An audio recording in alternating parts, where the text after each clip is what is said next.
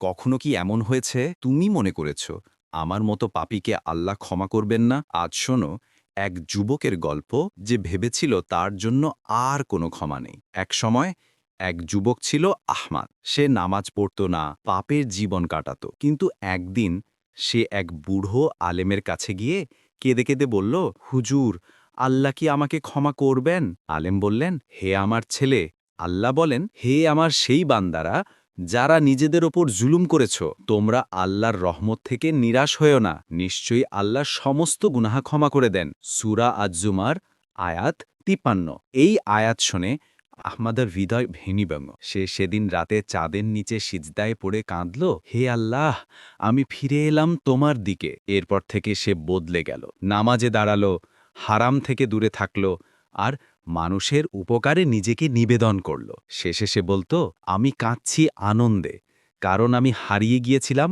আর আল্লাহ আমাকে পথ দেখিয়েছেন। শিক্ষা: যে তওবা করে সে এমন যেন সে কোনোদিনই পাপ করেনি। হাদিস ইবনে মাজাহ।